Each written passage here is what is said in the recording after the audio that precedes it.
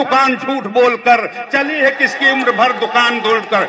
और मैं इसी के बीच में अपने हद्दिल अजीज प्रियंका जी और कांग्रेस की पसंद, हमारे अपने कैंडिडेट जिन पर हमारे सीनियर जूनियर ब्लॉक अध्यक्ष, हमारी ये आवाम सब एक तरफ से प्रियंका जी के नाम पर, उनकी बात पे इनके साथ लगे हुए हैं।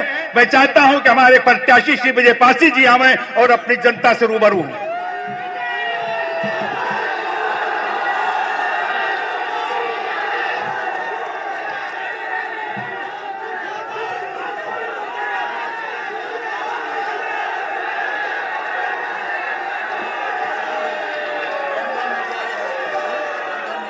आदरणीय दीदी जी, सबका नाम नहीं ले पा रहा हूं, क्षमा चाहता हूं। सम्मानित मंच,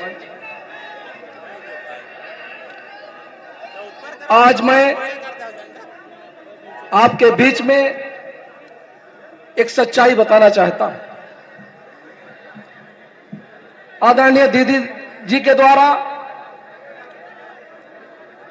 3 बार जगदीशपुर विधानसभा का सर्वे कराया गया, आपके बीच में ही सर्वे कराया गया, आपसे सुझाव लिया गया और आपके सुझाव से ही, आपके आशीर्वाद से ही आदरणीय दीदी जी ने हमको एक प्रत्याशी के रूप में आपके बीच में आप उपस्थित किया है। मैं ये बताना चाहता हूं, जब आपके आशीर्वाद से, आपके सुझाव से दीदी ने हमको टिकट दिया है, तो सबसे बड़ी जिम्मेदारी किसकी बनती है, हमको इस बात को आपको बताने की जरूरत है। अगर ये जिम्मेदारी आपकी है, हर कार्यकर्ता की है, हर नौजवानों की है, तो ये जिम्मेदारी, ये लड़ाई आपको लड़नी पड़ेगी, ये लड़ाई आपको लड़नी पड़ेगी। और ये जो भ्रष्टाचारी भाजपा की सरकार है, जो यहाँ का मंत्री है, यहाँ का विधायक है, इसको 27 फरवरी को उखाड़ कर फेंक देना पड़ेगा आपको, ये जिम्मेदारी आपकी है।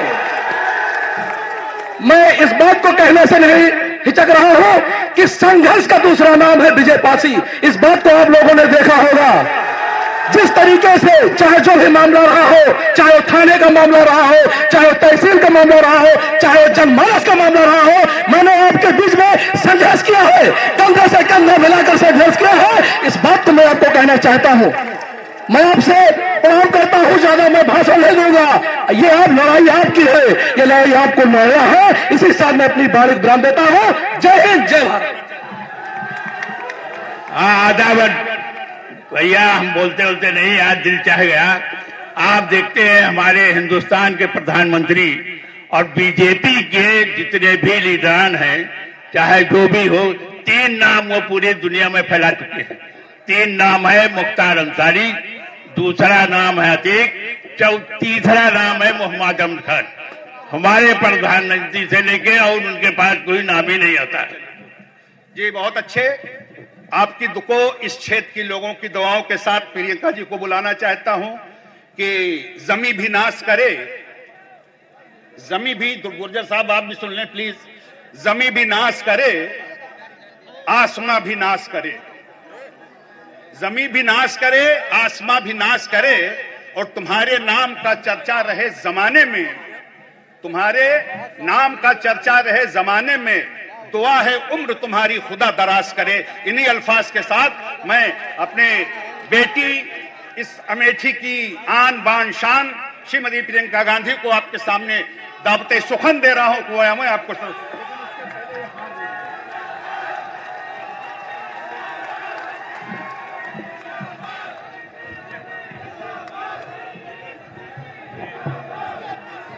बहनों और भाइयों, अमेठी के सभी पदाधिकारी, कांग्रेस पार्टी के पदाधिकारी, सभी नेतागण, हमारे प्रत्याशी, मंच पे पधारे समस्त जन, आप सबको इस सभा में बहुत बहुत स्वागत। देखिए, फिर से चुनाव आ गया। कितने भाषण सुन लिए आपने? बहुत भाषण सुने होंगे, बहुत नेता आपके सामने आए, अलग अलग पार्टियों के, सबने आपको भाषण दिया, सबने चुनाव की बात की। मैं भी उसी तरह से आज यहां आई हूं, लेकिन अमेठी आकर हमेशा मुझे लगता है मैं परिवार के बीच आई हूं, परिवार के सदस्य हैं, खुले मन से, खुले दिल से मैं बात करती हूं।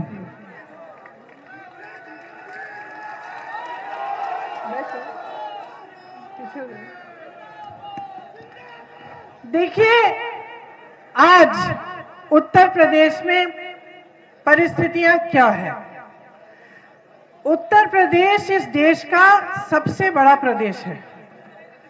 इस देश के सबसे ज्यादा नौजवान उत्तर प्रदेश में ही हैं, सबसे बड़ी संख्या में। देखा जाए तो हुनर भी बहुत है, अलग अलग जगह अलग अलग हुनर है। यहाँ की खेती भी बहुत अच्छी तरह से हो सकती है, जमीन बहुत उपजाऊ है, बहुत मौके हैं काम करने के। यहाँ के जो हुनर हैं उनमें से छोटे बिजनेस, छोटे दुकानदार तमाम अपनी कैपेसिटी से, अपनी क्षमता से काम करने लायक हैं। लेकिन ये सब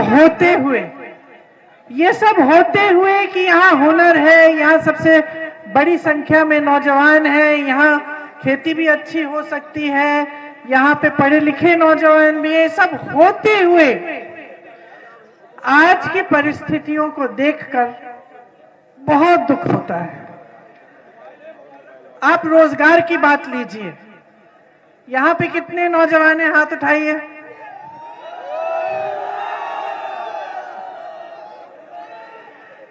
आप में से कितनों को पिछले 5 सालों में रोजगार मिला? नहीं मिला? कोई एक ऐसा नौजवान है जो हाथ उठाकर कह सकता है कि सरकार ने पिछले 5 सालों में आपको रोजगार दिलवाया? नहीं है। अब मैं रोजगार के बारे में कुछ बताती हूं आपको। 12 लाख रोजगार सरकारी पद 12 लाख खाली पड़े हैं। 5 साल बीत गए, योगी जी की सरकार रही, केंद्र में मोदी जी की सरकार रही, 5 साल बीत गए।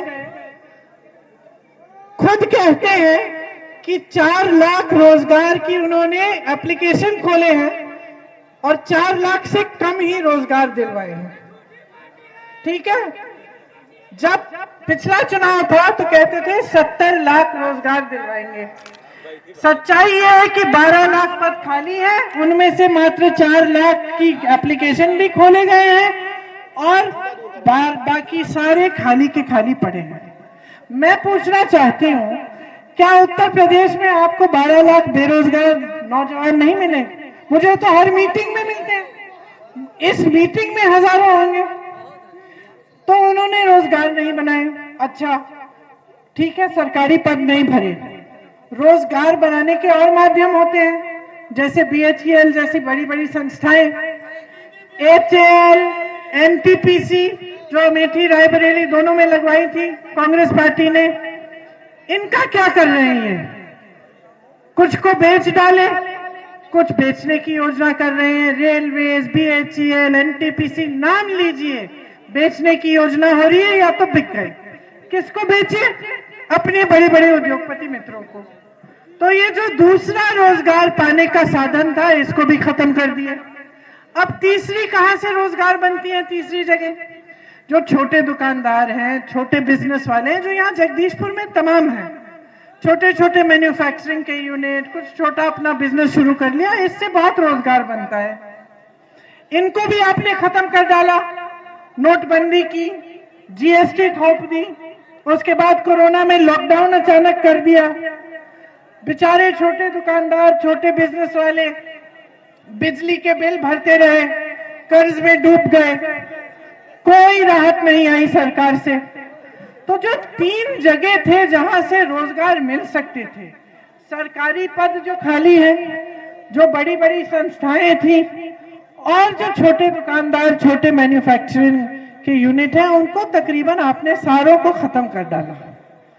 तो ये हुई रोजगार की कहानी कि जो काम करना था आपके लिए, जिस तरह से रोजगार बनाए जा सकते थे, उसमें उन्होंने कोई ध्यान नहीं दिया। किसानों की बात करिए, किसानों को उपज का दाम नहीं मिलता, खाद नहीं मिलती, किसान बेचारे खाद की लाइन में खड़े खड़े, ललितपुर बुंदेलखंड में देखिए खड़े खड़े उनकी मृत्यु हो गई। कई किसान हैं जो आत्महत्या कर लिए क्योंकि उपज का दाम नहीं मिल रहा है। छुट्टे जानवर की इतनी बड़ी समस्या है, सुबह शाम मेहनत करनी पड़ती है, चौकीदारी करनी पड़ती है अपने खेतों की, कमाई नहीं हो रही है, खाद नहीं मिल रहा है, तो किसान भी बहुत परेशान है। अब इसके बारे में क्या कहती है सरकार? प्रधानमंत्री मोदी जी उत्तर प्रदेश में चुनाव प्रचार के लिए आए 4-5 दिन पहले। उन्होंने कहा कि ये जो छुट्टे जानवर की परेशानी है, की समस्या है, इसके बारे में मुझे आज संज्ञान हुआ है। अभी पता चला है कि उत्तर प्रदेश के जितने भी किसान हैं वो इस समस्या से जूझ रहे हैं। अब बताइए, पिछले चुनाव में मैं यहाँ आई थी 2019 में, मैंने जब भाषण दिया यही जगदीशपुर में, तब मैंने कहा था कि छुट्टे जानवर की बहुत बड़ी समस्या है, इसको सुलझाने का काम होना चाहिए।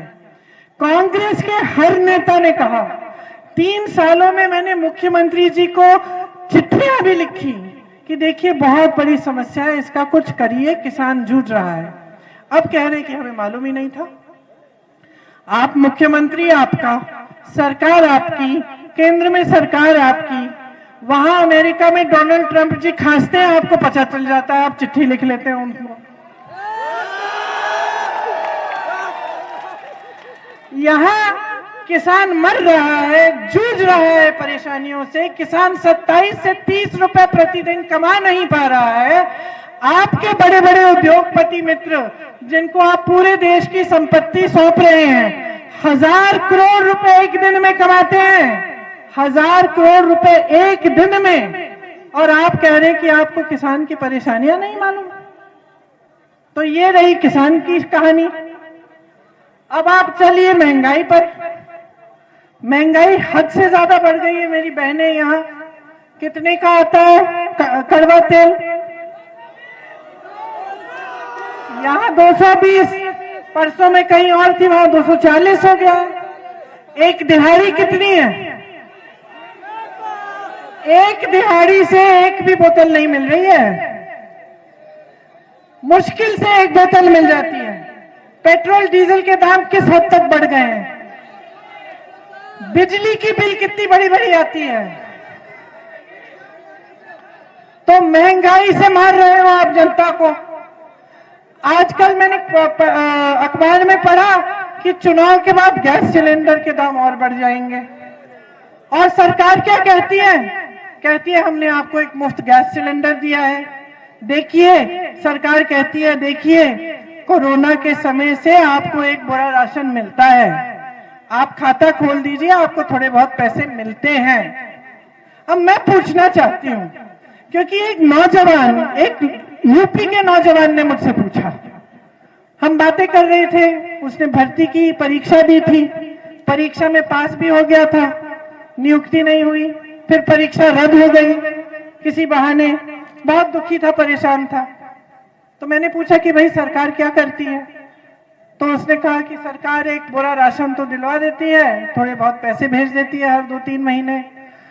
ये भी कहा है कि जब चुनाव आता है तब पैसे थोड़ी तेजी से आते हैं, तब राशन थोड़ा तेजी से आता है, नहीं तो फिर जब जी चाहे भेज देते हैं। उसने मुझसे एक सवाल पूछा कि दीदी आप बताओ, क्या ये जो एक बोरा राशन है, इस पर मैं अपना भविष्य बना सकता हूं? क्या इसके आधार पर मैं अपने पैरों पे खड़ा हूंगा? क्या मुझे कल कमाना पड़े, अपने माँ बाप के जीवन को सुधारना पड़े, अपने परिवार की परवरिश करना पड़े, तो क्या मैं इस एक बोरे राशन और ये 1000-2000 रुपए से कर पाऊंगा? क्या यही है सरकार की मेरे प्रति जिम्मेदारी? ये पूछा उसने मुझे। और मैं सरकार से पूछना चाहती हूं, आप जो ये राशन दिलवा रहे हैं, आप जो ये थोड़े थोड़े पैसे भेज देते हैं खाते में, क्या यही आपकी जिम्मेदारी है जनता के प्रति? क्या आप सोचते हैं कि जनता इसको लेकर खुश होकर आपको वोट दे देगी और कहा इसी पर यहीं पर आपकी जिम्मेदारी खत्म हो गई? क्योंकि मुझे लगता है कि ये सरकार अपनी जिम्मेदारी भूल गई। देखिए, केंद्र में जब सरकार होती है, जब प्रदेश में सरकार होती है, तो क्या नहीं हो सकता। अब यहाँ बुजुर्ग बैठे हैं, तमाम मेरे साथी, पुराने साथी बैठे हैं, ये बताएंगे जब राजीव गांधी जी प्रधानमंत्री जी थे, सरकार केंद्र में कांग्रेस की थी, प्रदेश में कांग्रेस की थी, तभी तो ये BHEL लगा यहां, तभी तो ये सब हुआ, तभी तो अमेठी का नक्शा बदला। तो क्यों नहीं हो रहा है? आपने कभी पूछा ये सवाल? आपकी भी आदत बन गई है कि चलो सरकार थोड़ा बहुत दे रही है, उस पे भी आप एहसान मान रहे हो कि आपका एहसान हो गया। कोई एहसान नहीं है जी, कोई एहसान नहीं है, ये कुछ नहीं है जो आपको दे रहे हैं। आपने सोचा है कि क्यों हो रहा है ऐसे, कि पब्लिक की परिस्थिति ऐसी बना दी है सरकार ने कि वो उस एक बड़े राशन पर, वो थोड़े 1000-2000 रुपयों पर निर्भर हो गई है। कैसे हुआ ये? क्या 10-15 साल पहले ये परिस्थितियां थी कि रोजगार मांगते थे आपको मालूम था आप दिल्ली जाएंगे, आप मांग उठाएंगे रोजगार के लिए, रोजगार मिलेगा। तमाम अमेठी के लोग दिल्ली में NDMC